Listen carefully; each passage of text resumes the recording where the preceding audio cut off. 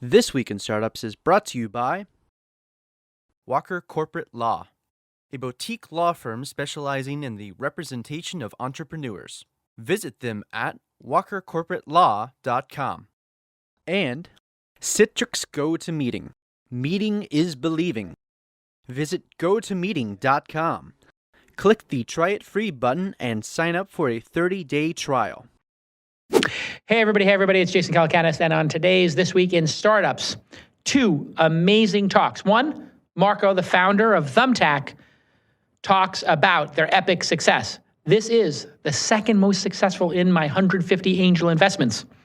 Uber, of course, is number one. Thumbtack, also a unicorn, and Marco talks about how they got there.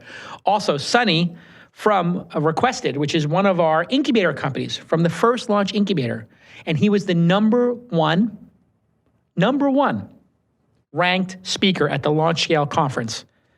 He was number one. And he talks about street teams and how to grow your startup through the old school guerrilla tactic of getting on the street, taking it to the streets. That's right. Sonny takes it to the streets. And with his amazing talk, he came out number one at the Launch Scale event.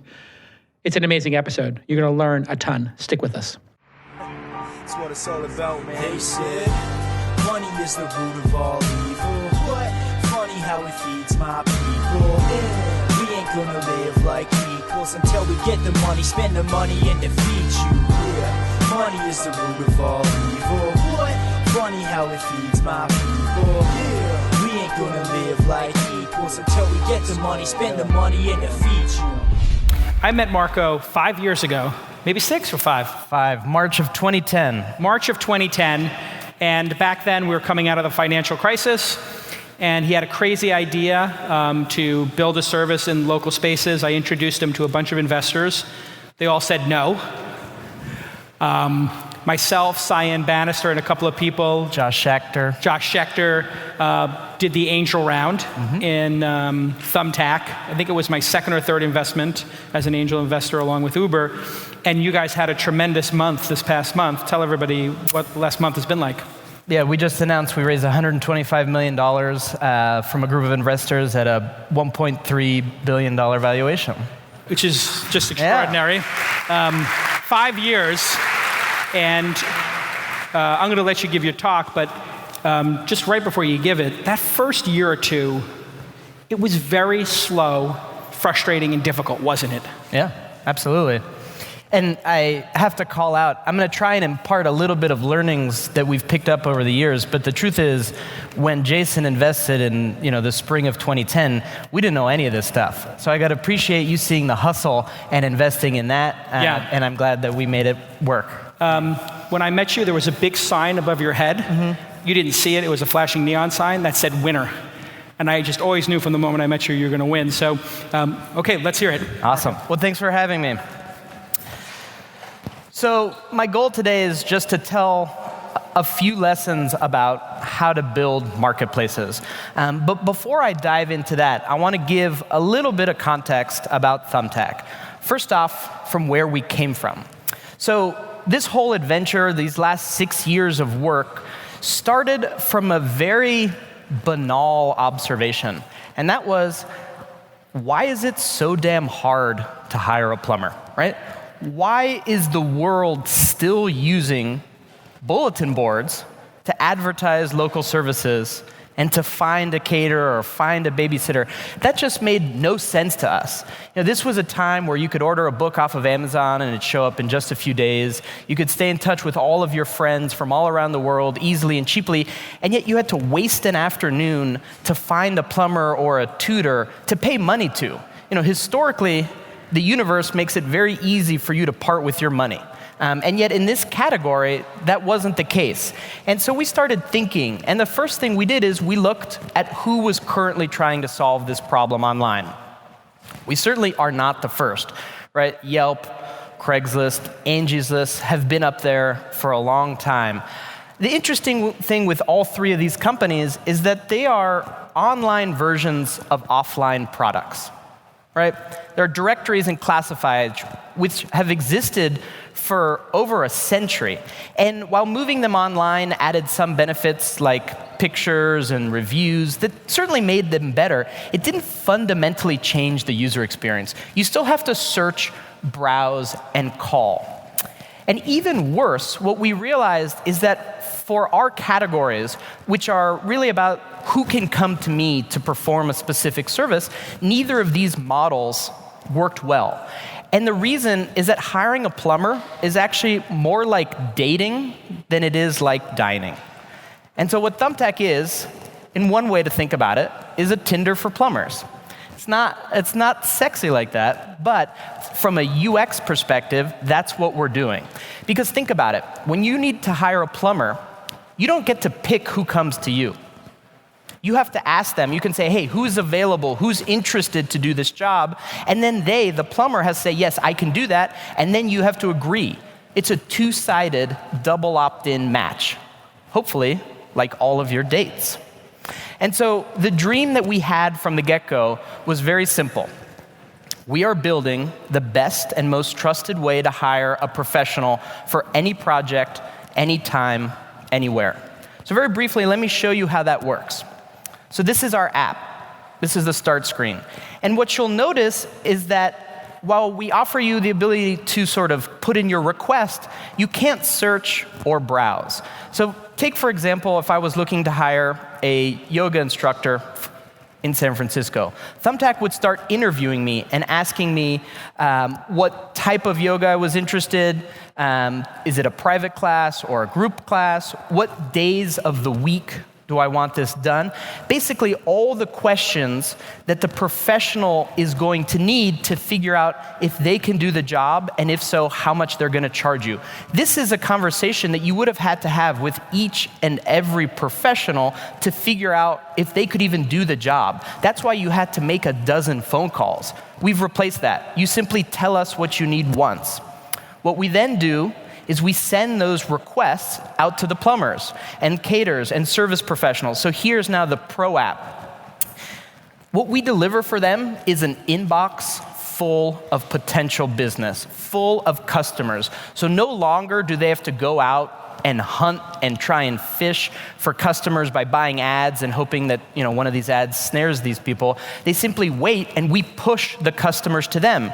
And then they can see everything that the customer told us about what they wanted. And if they're a fit, if they're free at that time, if they do that type of work, then they can send a quote directly through the app. So they don't have to do anything to find customers. We send the customers to them.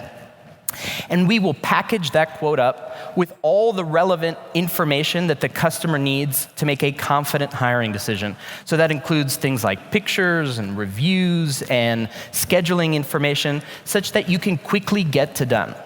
So that's how it works.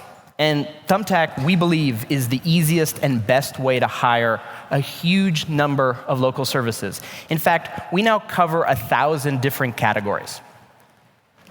Our biggest section is home improvement, home repair. We're also very large in event services, so photographers, videographers, instructional services like tutors for your child, and wellness, so a yoga instructor or a personal trainer. We now have 5 million projects happening through the platform a year. And that's what has enabled us to engage 200,000 active paying professionals. And we've done that without a sales force. And the reason we've been able to do that is because we're bringing them what they want. We are bringing them customers, and we are offering them in a way that's easy to understand and easy to engage with. So we don't charge professionals to sign up or to create a profile. We simply charge them to respond to the customers that they like. And that's why we're now sending them $1 billion worth of business every year.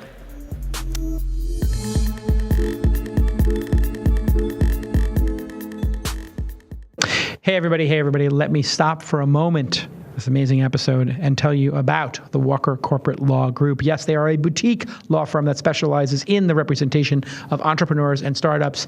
And Scott Walker is the founder of that company, and he is a personal friend of mine, and he does a great job working with startups. I have literally introduced him to dozens, maybe hundreds now, of startups, and they all rave about the services of the Walker Corporate Law Group because their lawyers have decades of experience. You're not going to get junior associates who are getting on-the-job training with your startup. No, they're going to help you with mergers and acquisitions, licensing, terms of service, privacy policies, formation, all this kind of stuff, fundraising, and they're really great at it. And they do fixed fees. They don't want to surprise people with crazy, crazy bills. They think that billable hours can reward inefficiency, so they'll just be fair with you. And that's what I love about them, because if you're a startup, you don't want to get that sticker shock and get a huge, huge bill. Make sure you use the Walker Corporate Law Group, and you can do that by calling Scott Walker at 415-979-9998. 415-979-9998. You can email him, scott@walkercorporatelaw.com, or you can visit walkercorporatelaw.com as well. Scott@walkercorporatelaw.com, and let Scott Ed Walker on Twitter know, @Scott Ed Walker, know that you watch the program and you appreciate him supporting independent media like This Week in Startups. One of my oldest advertisers, one of my oldest friends in the industry, just a great guy, a total mensch, and he really takes care of the startups who work with him. Thank you, Scott Walker, for supporting This Week in Startups. Bye-bye. Okay, let's get back to this program. Come on.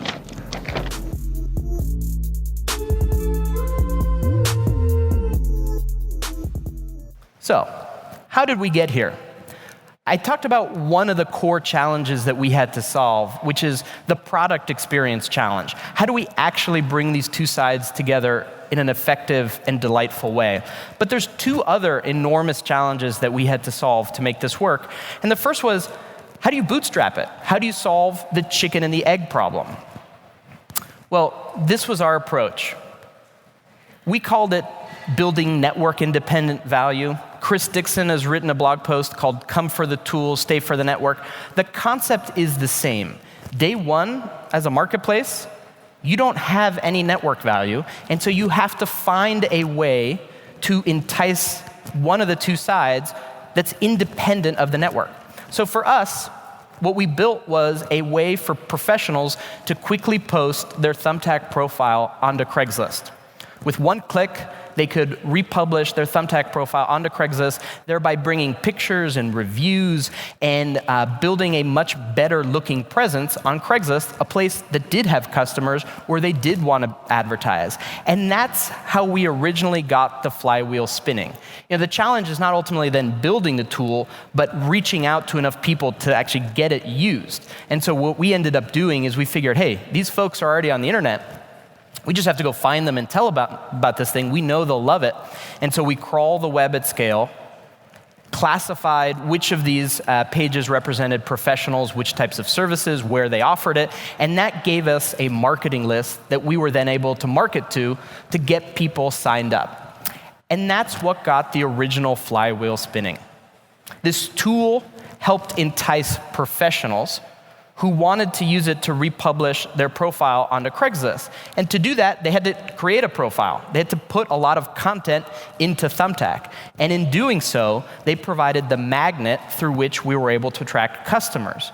And then we were finally able to get to the point where instead of selling this tool, we were able to simply sell, hey, you know what? We have a bunch of customers. Are you interested? And so that's how we originally got the flywheel spinning. So building liquidity and getting the marketplace going was a core challenge. The second and other challenge that we had was, how do you make money? You know, Jason alluded to the fact that we got a bunch of no's when we were raising our Series A, and that was by and large because we hadn't solved the monetization problem. At the time, we had a commission model where pros would simply pay a fraction of the revenue that they earned to us. But the challenge is these customers and professionals are meeting in the real world. It's very hard to stay in the loop, to know who won for how much, when, and then to collect when there's not much of an incentive for either side to report it back, since that's going to come with a fee. And so that didn't work. And so then we very quickly moved to a subscription model. We figured, okay, that's very easy to collect. You can't disintermediate it. And that was true. We had 15,000 pros sign up on our subscription model. We were earning, almost $3 million in recurring revenue. But subscriptions had a fundamental flaw. And that was, we weren't charging on the margin of value creation. And what I mean by that is, as a marketplace, we're in the business of facilitating commerce, of helping professionals get hired. But the subscription was offered on a monthly basis. So if we happen to double the amount of customers that we gave you, the fee wouldn't grow. But similarly, if you happen to be booked up from all your past clients and you didn't want any customers, we were still charging you our fee. So we're either overcharging or undercharging, but never right charging. And so that led us to the model that we have today, our introduction-based model. Customer comes to us, tells us what they need, we send that out to our network of pros, and the ones who are available and interested pay us to send an introduction through to the customer. Now, not only was this good for Thumbtack in the sense that it scaled, it worked, pros understood it, they liked it, but it actually had a more important feature, which is its most important one, and that is that it made the customer experience better as well. Because when you're not charging a marginal fee to respond to a customer, the rational thing for the professional to do is to respond to all customers. But that lowers the average quality or average intent in those responses and makes a customer less likely to hire, makes that experience worse. And so by charging a fee, not only do we get the pro what they want, we actually make the customer experience better. So this is probably a little surprising to see. This is Isaac Newton. The reason he is here is because we have a concept at Thumbtack, or sort of an idea, that customers' laziness is like gravity. It will flow to the easiest solution that solves their need. And so something that we look to often is the data to tell us if we are building a solution that is getting the customers what they want. So here's an example of that. This is a Google search for house cleaners in San Francisco. This is the flow that a customer would go through when they find us in search. We'd ask for their zip code, and then we would go through that same interview process that you saw me go through in the app. We'd ask them, what do they need cleaned, when, and there's a lot of info in here. If you ask most sort of UX experts whether this is a performant page or not, they would say, absolutely not. Look how many questions you have. This is crazy. Cut it down by 80% and your conversion rate will go way up. So what do you think our conversion rate is here? It's 27%. So of 100 customers who hit that landing page, 27 request a service. Now, we were surprised by that. And what we realized is that actually by building out these questionnaires, we were building confidence with the customer that we knew what we were talking about and we could get them what they wanted. So this is a reminder to not trust the received wisdom about how to do things, but instead trust what your customers are telling you. Trust what the engagement says. If 27% of people are doing something, you're doing right by them. Here's another example of that. We were told over and over and over early on that it was impossible to build a self-serve marketplace for SMBs. You have to have a sales force. You have to push this onto them. Turns out that is not true. What you have to do is offer them a solution that's valuable and easy enough such that they want it. You don't have to push it onto them. They're simply excited to use it. And the way that we're sure about that is that pros don't leave. So obviously there's no y-axis here, but the point is that it's flat, right? 2 years out, 8 quarters from the start, we still have almost the same number of pros who are active 2 quarters after start. This is the power of our marketplace. These professionals, once they learn how to use Thumbtack and realize it's an ATM that they can operate reliably to make money, they never leave. So once again, don't worry about the received wisdom. Just listen to your customers and do right by them. So last sort of marketplace lesson is that liquidity is king. Why do people still go to Craigslist? It's not because it's pretty. It's not because it's safe. It's because it has liquidity. It has what you are looking for. And you have to find, as a marketplace, the unit of liquidity to focus on. And the unit, or sort of North Star, should be the number or metric that is correlated with success. And so it may not be a hire rate. For Uber, it's the average time to pick up. For Thumbtack, it's the percent of requests that get 3+ quotes. When we get you 3+ quotes, customers love it. The repeat rates are discontinuously higher. The qualitative feedback is discontinuously higher. And there's just something magical that happens when we get you 3+ quotes. And so that's what we focus on maniacally. So here's where we were in Q1 of 2013. This is a map of all of our quote-unquote markets. We have a unique challenge. You know, if you think about an Uber, they're live in, I think, 300 cities, and they effectively have 3 SKUs, right? Uber X, Uber Black, and Uber XL. So 1,000, roughly, unique markets. Thumbtack is live in 1,000 different categories in every city in the United States. And so this is a map of our 200 categories in our top 50 cities.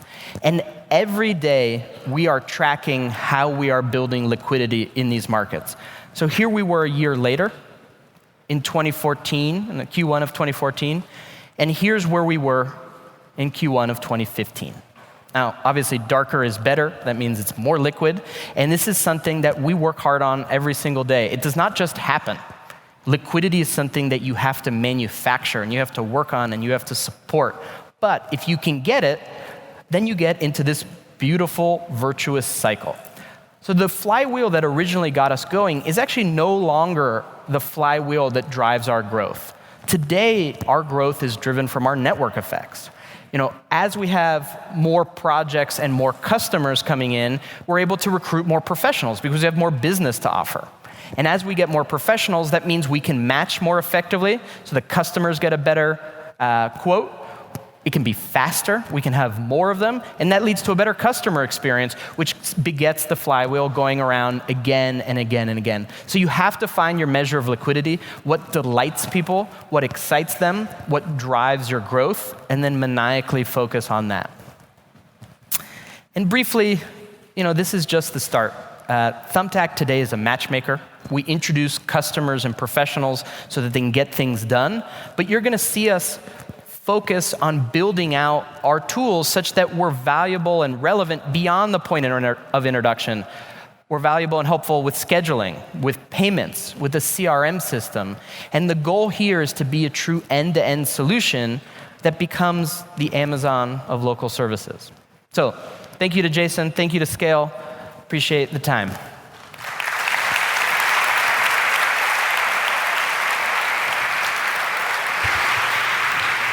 Before you go, I just want to ask you one question, which is, how did you convince investors in the later rounds to stay the course with you when it wasn't working? Because there were times when, you know, I would introduce you to a couple of VCs, and they'd say, fascinating, interesting, stay in touch. Mm-hmm. How did you keep the lights on until the flywheel got moving? How did you get those investors and convince them to keep funding you when the company was losing money and not getting traction? You know, in our Series A, we met Javelin Venture Partners who backed us and have been amazing to us. And like you, they bet on us. So they saw the potential in the market. Everyone saw the potential in the market. They saw the potential in us. And so they took that bet. And from that moment, what we realized is when it comes to raising money, you can't look back on what you've previously accomplished and sort of try and raise off of that. You have to look forward to the next round and realize, what is the next round asking of me, and how am I gonna get there, and how I'm gonna prove to them that I'm going to accomplish these milestones such that I can get to that next level. And what we realized after the Series A is we had to figure out how to make money. We had to be a reliably sort of effective monetization scheme. And so once we worked on that, we put that in place. It took us 4 years to solve all those problems. And in March of 13, we had raised $6.5 million. In the sort of 2 years since that, I guess it's 2 and a little bit now, we've raised $270 million. And so once the model clicks and the traction is just obvious, becomes a lot easier to raise money. Right. And what do you think those early Javelin investors, because I suspect a lot of people here are going through that big long walk in the desert where it's not working and you're trying to get some scale going, trying to get people to pay for the service. What do you think Javelin was looking at when they were evaluating to make that bet? Were there things that convinced them this was a bet that was worth doing specifically? So I think it was our process and the rigor that we brought to all of these decisions. And we may have said, hey, we haven't figured this out, but here's how we're thinking about it. Here's the plan of attack. Here's the metrics we're going to track. And I think they realized that we were worth betting on, that we had the approach and the mindset that could find our way through any and all of the challenges that were still to come. So you proved it to them through your thoroughness and thinking through the problem. You know what I think the one thing that they loved our dashboards. So we had invested a lot, probably more than most, in this this was pre-mix panel. So we'd sort of built our own mini mix panel to track all the funnels and all this stuff. And it was real time, it was based on sort of Mongo, and we just loaded up, show them the real-time stats and all the experiments that we were running. And I think that crystallized for them sort of that our approach was going to work in this category. In a way, to use a metaphor, it was like they saw your training program, they saw how you were training to compete for the Olympics, and that gave them the faith that, hey, maybe you could win a gold medal because of that. Okay, let's hear one more time from Marco. Great job.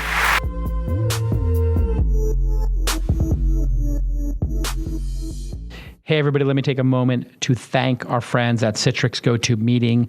I mean, gosh, think about all the time and money and hassle it takes to hold these meetings. My God, you're going down to the valley, up to San Francisco, the traffic, the cost, the flying places, and my recommendation is that you meet your clients and coworkers over Citrix's GoToMeeting. It is a smarter way to meet, and it has beautiful HD faces, amazing HD quality. I just did an all hands with my team from inside.com, and it was perfect. Everybody had crystal clear VoIP, or they were dialing in, and people were on different platforms. Some people were on their smartphones, some people were on tablets, some people were on desktop computers. And you know what? I have a real thing. I want everybody to have a headset on, and some people forgot their headsets, and it still sounded really good.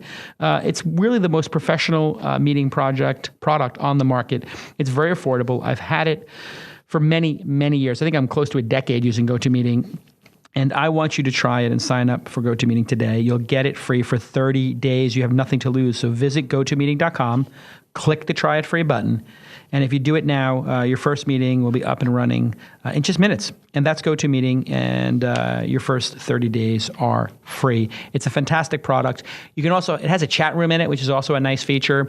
I like to have somebody take notes and put it in the chat room. You can also record the audio from it in case you want to share that with everybody. And you know what? I do that as well. It's a fantastic product. Thank you, GoToMeeting. Let's get back to this amazing episode.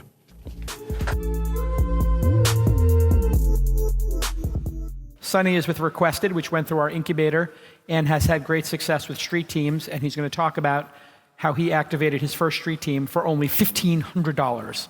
And he crushed the cost of Facebook installs. Please welcome Sonny from Requested. Thank you, Jason. Thank you all for staying. Cocktails are coming after this. So everyone here at Scale shares something in common. We all love building things, and I've been building things my whole life. Back in 1993, a couple friends and I built a product called Heckler Magazine. It was a newsprint rag about snowboarding, and when we delivered the films to the printer for this very first issue, it was like a really exciting day. We had made this magazine. Remember, this is the 90s, people didn't do this stuff. So we were super excited. However, 3 weeks later, a huge truck shows up at my front door and drops off 15,000 of these newspapers, and I literally couldn't walk out the front door. We didn't really think that far ahead, right? We were just geek skateboarders who wanted to tell ski resorts that we were with the press so we could get free lift tickets. So we thought making a magazine would be a good way to do that.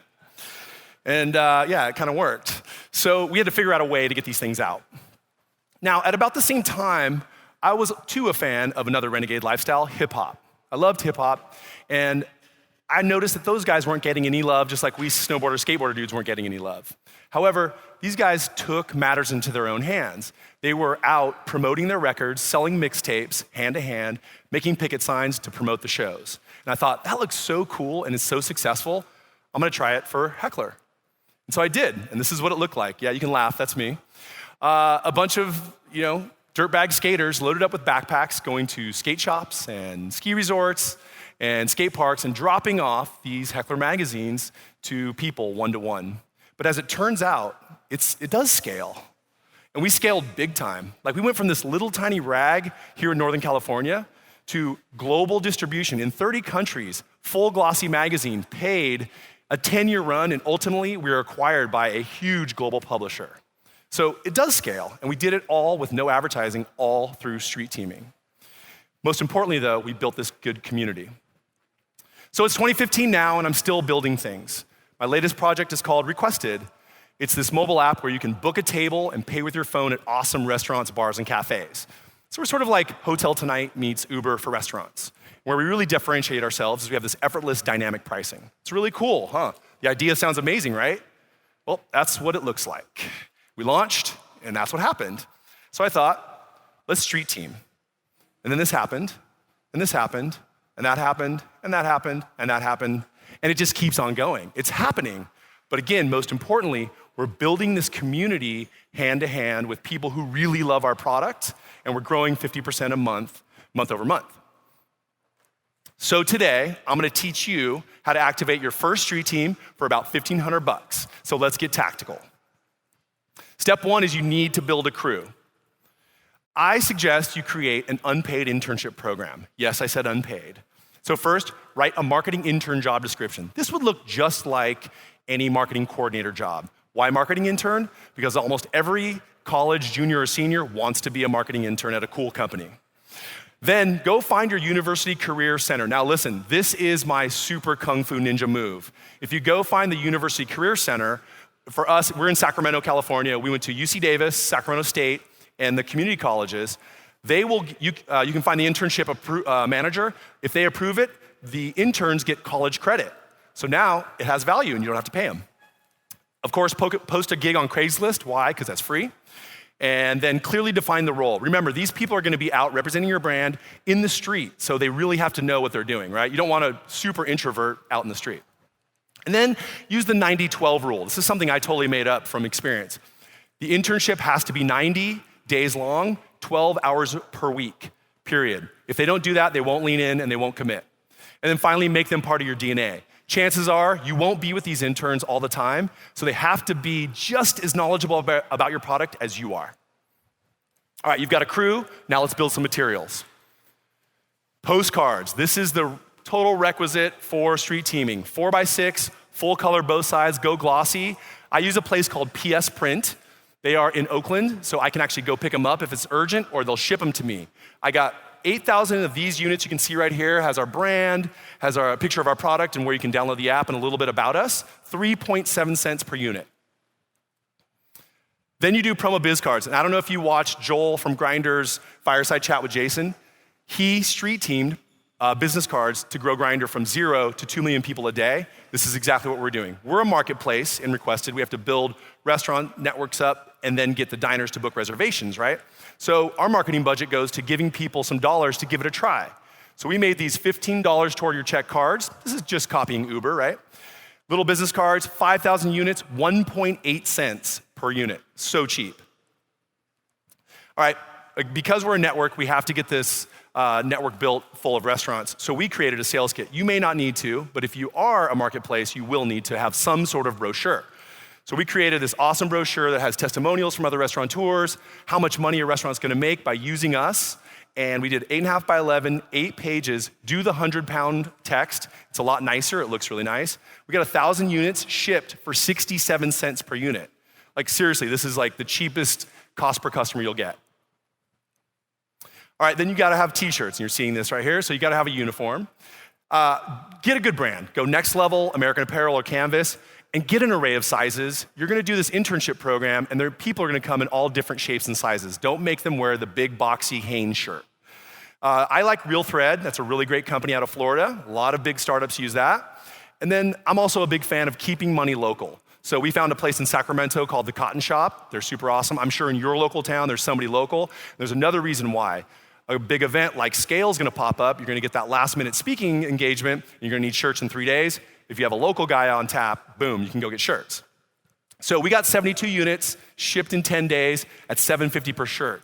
Now you're probably thinking, $7.50? Dude, I can get shirts for like $3. Well, read this article. Joshua Baer wrote this, it's on Medium. Your $4 shirt is costing you millions. There's amazing, compelling reasons why you should spend a little bit more on your t-shirts. Then get a spinning wheel. We didn't bring ours today, but it's really cool. So a spinning wheel is about $80 on Amazon, and get a big one. Don't get those little tiny ones. They don't make any noise, they don't spin, they totally suck. The big ones that are like 24 inches or more totally attract attention. Everybody, I don't care if you're the coolest hipster in the world, everybody wants to spin a spinning wheel. They love the clicking sound, it makes the dopamine rush. I don't know what it is, but spinning wheels make people happy. So get a spinning wheel, and then get the dry erase one, another ninja move. If you do a dry erase one, you can change all your fun prizes. So here you see we're giving away $10, $15 in credit, spin again, and then you can do really fun stuff like you deserve a nice compliment, you can take a ride in Jason's Tesla, all kinds of fun stuff like that. All right, so we've got those two things. Let's map our targets. Target area. Again, we're a marketplace that functions hyper-local, and we're street teaming, right? So we're in the real world. For us, you're seeing a map of Midtown Sacramento. This is our market where we're honing our product. So first, define where you're gonna go. Then define some ant trails. What's an ant trail? This is where people are commonly going. Could be commutes, could be hot restaurant sectors, whatever the case may be. Then define your single locations. These are gonna be perfect corners where everybody meets, train stations, bus stations, the like. Then give your interns or your team time parameters. They need to know, show up at 11, work this corner until 1, or whatever the case may be. And then establish goals. Now you might be thinking, it seems obvious, but it's not. If you establish goals, it shapes the conversation. So for us, our goals are educate people what it is, and let's see if they can download the app and make a booking. Those are the two things. It helps them shape the conversation. And then write them an opening script. Remember, these are juniors and seniors in college. Like likely they've never had many jobs and they're super nervous and excited and they think they're at the coolest company in the world, so they can flub. Give them the first opening line or two. Okay, we've got everything, we're ready to execute. So I'll show you a few things we've done this summer that have really worked for us. The first is actually a little unique. Everybody thinks of street team as business to consumer, but actually you can do street teaming for business to business. Because we needed to build a market, we need to go sell restaurants hand to hand, and that's very, very time consuming and very expensive. So what we did is we took that sales kit I showed you earlier, and we sent the team out on a total battle map up and down these streets and said, I want this in the hands of every GM and every owner of every restaurant, bar, and cafe on every single street in these 3 neighborhoods in Sacramento. And they did it. And this was the crazy part. I was just hoping it would open the doors for our sales guy to go in there. What was interesting is they would come back with notes and cards and all this excitement, 12 leads a day, 3 of which were warm, and then our sales guy just had to call to close that lead. So a cost per customer, basically 0. Then do a consumer activation. So you heard people talking about throwing parties. We throw parties to get the word out and educate people. This is Blake in the vest with the red button, requested button, at the hostess stand of one of our restaurant partners where we're throwing a happy hour party. Here he's intercepting diners that are already coming in who are not coming to our party, showing them the app and saying, if you like it, here, I'll send you some money. Here he's showing them the app, now he's sending a promo code, and this guy in the tie, he's gonna look at it, boom, he just got $10. He's smiling, now he's gonna move on to her. We picked up dozens of customers that night, free. So that's pretty fun. You don't have to do things that are right in your vertical either. Hop on the train and break the rules sometimes, right? So on September 25th, what happened? Apple released the iPhone 6S, right? So we have 2 Apple stores in our area, Sacramento. So we went to both of them at 7:30 a.m. And if you can see the guy in the gray shirt there, that's Randy, our sales guy, he and I walked the line for people with reservations and people without reservations. And we said, in celebration of the new iPhone, we'd like to give you $15 toward a restaurant visit for the best restaurant reservations app on the iPhone. Sounds pretty Apple endorsed, right? It's not, but I didn't break any rules. So that got us tons of customers, totally free, or 1.8 cents per. Okay, so that's how you can get some users. But the other neat thing about street teams for a lot of you early stage companies, which we are also an early stage company, is we all need feedback. Feedback helps us iterate on the product. So important, right? And I saw a really great example of this. There's Incubator 2 batch company called Scout. Really cool mobile app for travelers. You can get travel advice on attractions and things to do from locals. And they did something pretty genius. They set up in front of Dreamforce a little coffee stand. If you can't read that, it says, can you tell the difference between the SF Indie coffee versus Starbucks, right? and people just came up and they thought that was a really intriguing little, fun survey. However, look at their t-shirts. It says, I have tourist advice. We know Dreamforce brings in tens of thousands of people from other areas of the world, all looking for things to do in their off time.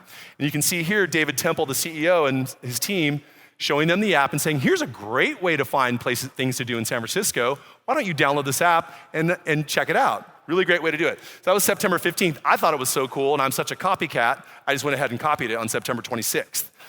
So I went to that guy at the cotton shop, and I made these t-shirts that say, thirsty? Ask me, I'm a local bar expert. Hungry? Ask me, I'm a local restaurant expert. And we went to this festival called Farm to Fork. 50,000 people. It's a free festival for foodies.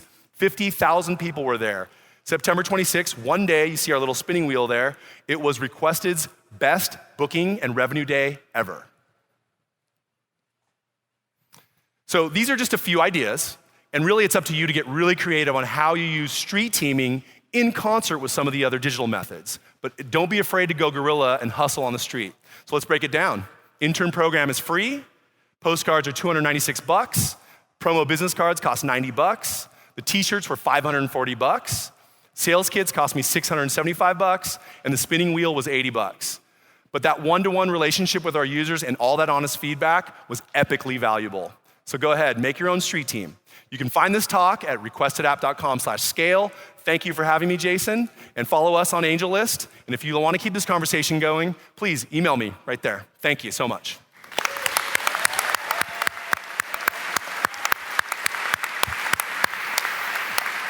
Okay, people are going crazy for your talk in the Slack chat room. Lots of tactical, actionable information, so that's great. Cool. Is it feasible for bigger companies, asks BitSensor, and Billy Boozer asks a related question, how do you scale it?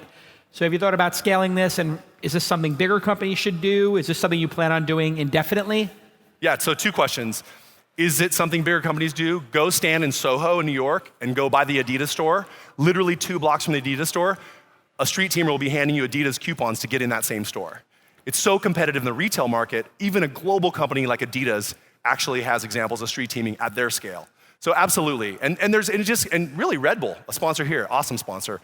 They're like the masters of street teaming. So yeah, huge companies can still use street teaming. It's really about that one-to-one connection. It can't be overrated. The second part of the question was, do we plan on doing it indefinitely? Yeah, for the foreseeable future. I mean, it's really a huge way we're finding people who care about our product. It's what we're doing is relatively new. And when we find those people who actually resonate with, they become users and they book more than once and it all starts to happen. So it's worth it for us. So absolutely, we're not gonna stop until we drain it. Yeah, another question from the room. I'm waiting for my camera. This was good. Hold it a second. Another question from, but let me just get some Red Bull first. Yeah, get it. Yeah, there it is. Oh, so refreshing. How's that delicious sugar-free Red Bull, Jason? You know what the thing is? I feel like my focus level is higher than ever. Your performance level has gone up today, not down. It felt that way. It's amazing. It really has made me feel super focused today. What about crowdsourcing street teams or outsourcing street teams? Have you ever considered that, or is this something you think is core to have your own employees do so they actually get feedback and more meaning and purpose from their work? Yeah.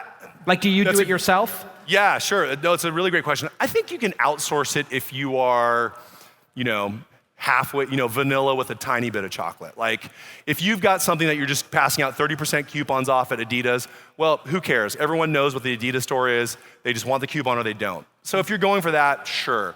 Otherwise, put in the effort to create a street team and nurture them. Yeah, you have to do it 4 times a year. Big deal. That's 4 times a year where you get this little army of 4 or 5 people who are so stoked to get out there, represent your brand. They want to live it, and they're going to represent it the way you should, and they're going to bring back feedback that is way more valuable than some outsourced street team. Aaron Goop asks, who ate the cost of the $15 off, the restaurant or Requested? And I have a follow-up question to that, which is, can these actually become profitable, or are they going to be money losing and you have to make it back if the person uses the app 3 or 4 times? Sure. So, a marketing budget's going to be a marketing budget, right? We could take $2,000 and spend it on a newspaper ad, a billboard, Facebook ads, or getting people to try our product. So when they use it, the $15 is paid for by requested. So that's the answer to that question.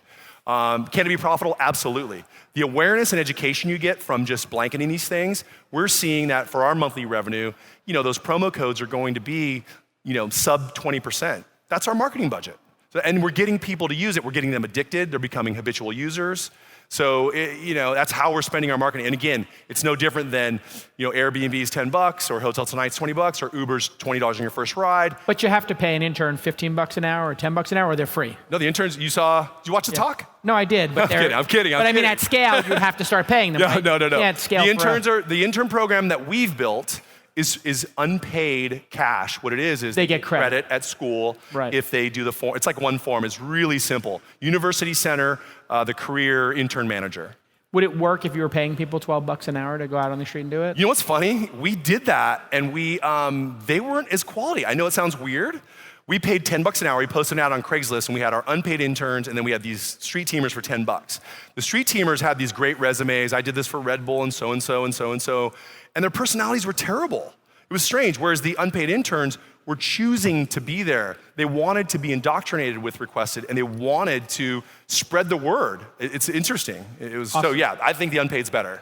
All right, listen, amazing, well done. Let's hear it for Sonny. Thank you, Jason. Thank you all. Great job. Thanks.